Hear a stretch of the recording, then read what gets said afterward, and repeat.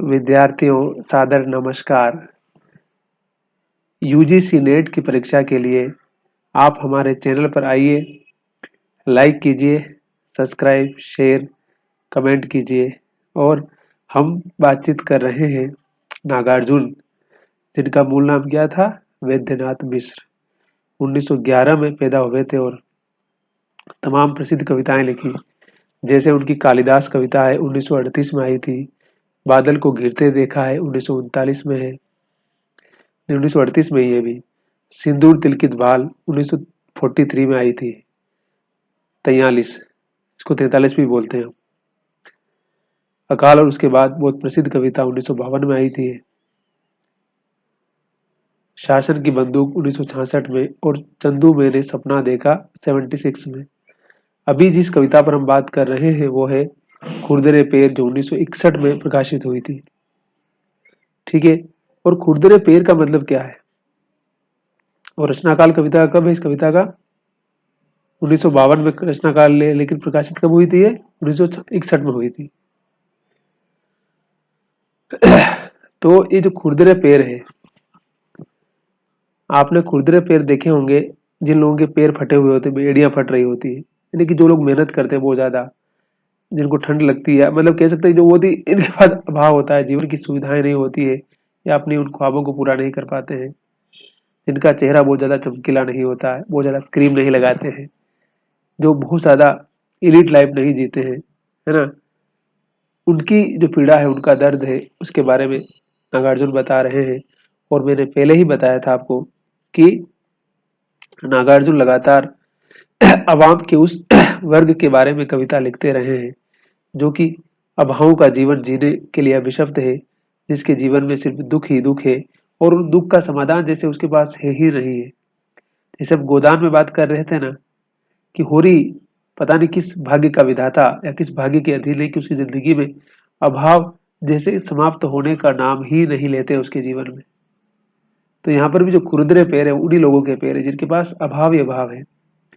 खूब गए दूधिया निगाहों में, फटी बीवाइयों वाले खुरदरे पैर। दूधिया निगाहें मतलब दूध सफेद रंग का होता है, जो मतलब हमेशा अच्छी अच्छी चीजें देखना चाहता है ना, जिसको अब खूबसूरती देखना चाहता है हमेशा। मैंने कहा ना, अमल धवल की बात की थी, बादल पूरा सफेद है, तो यहाँ पर वो उस संदर्भ में नागार्जुन यूज कर रहे हैं।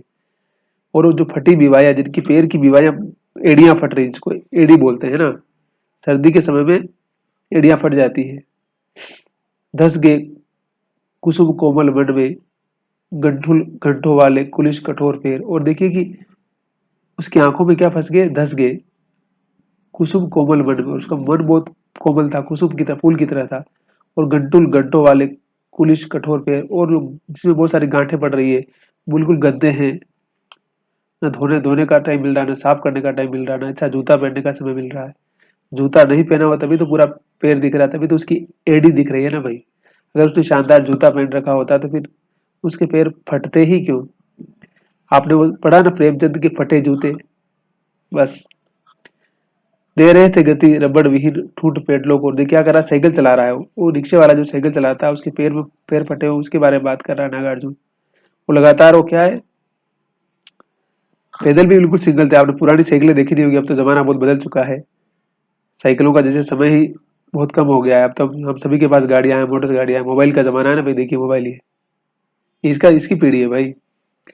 और वो साइकिलों का जमाना अलग था, आज से 20 साल पहले कुछ अलग ही समय था, जब इतना अधिक, खासतौर से गाँव के इलाके में इतना डेवलपमेंट नहीं था, और हर किसी के पास साइकिल हुआ करती थी, और साइकिल रिक्शे बहुत चलते थे। अब भी चलते हैं, बेंगलोर में तो नहीं चलते हैं, लेकिन छोटे कस्बों में आप देखेंगे तो चलते हैं बहुत जगह पर।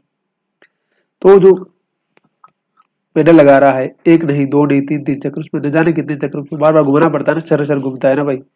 कर रहे थे मात विकृत वामन के पुराने पैरों को। जो वामन जिस प्रकार से 3 पैर में पूरी पृथ्वी माप रहा है ना, जिसे लग रहा है कि ये हमें इस रिक्शे पर बैठा करके पूरा पृथ्वी घुमा देगा।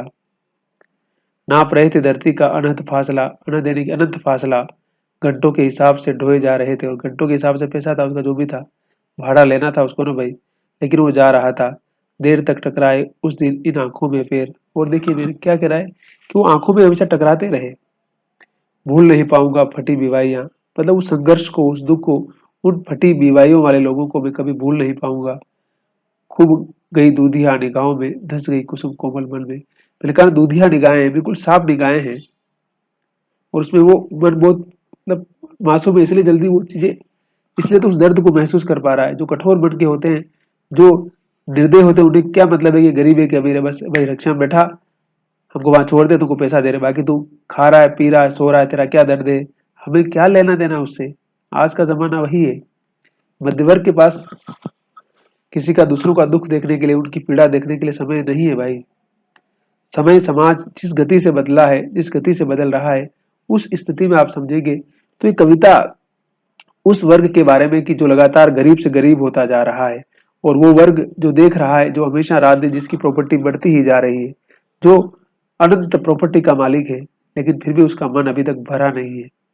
उसके अंदर संवेदना, पीड़ा, दुख, इस प्रकार की चीजें जैसे वो बहुत पीछे छोड़ चुका है। तो नागार्जुन उन्हीं खुरदरे पैर, जो श्रमजीवी वर्ग है, जो मेहनत कश वर्ग है, उसकी पीड़ा को बता रहे हैं। जो मजदूर, किसान, रिक्शे वाला है ना, तो रोज कमाता है, रोज खाता है, जिसकी जिंदगी किसी दूसरे के सहारे पर चल रही है, क्योंकि उसके पास इतना पैसा नहीं है। अगर रिक्शे वाला, आज ऑटो वाला, जो भाई उसको सवारी मिलेगी तभी तो उसका काम चलेगा, अगर उसको सवारी ही नहीं मिलेगी तो क्या करेगा वो। अगर कल शहर में कुछ भी दंगा हो जाए, कर्फ्यू लग जाए, कुछ भी हो जाए, तो क्या करेगा, उसकी तो समस्या खड़ी हो जाएगी ना। जो नौकरियों वाले वो तो घर बैठ के भी काम कर लेंगे, कुछ और भी कर लेंगे, उनके पास पैसा भी रहेगा, सेविंग, बहुत सारा सेविंग भी रहता है। लेकिन उस फटी बीवाइयों वाले की क्या स्थिति है, खुरदरे पैर वालों की स्थिति क्या है। खुरदरा पैर सिंबल है उस समाज का, उस उन लोगों का जो लगातार मेहनत करते हैं, रात दिन काम करते हैं, फिर भी उनका जीवन अभाव में ही गुजरता है, और अभाव में ही मर जाते हैं, और फिर अभाव कहीं न कहीं अपने बच्चों पर भी छोड़ के चले जाते हैं वो। तो प्रगतिशील जो कविता है, पूरा उसका काव्य बोध या उसका सौंदर्य बोध कुछ इसी प्रकार का है। तो कविता उस लिहाज से बहुत ही विस्तृत है और बहुत ही महत्वपूर्ण है। बहुत बहुत थैंक यू।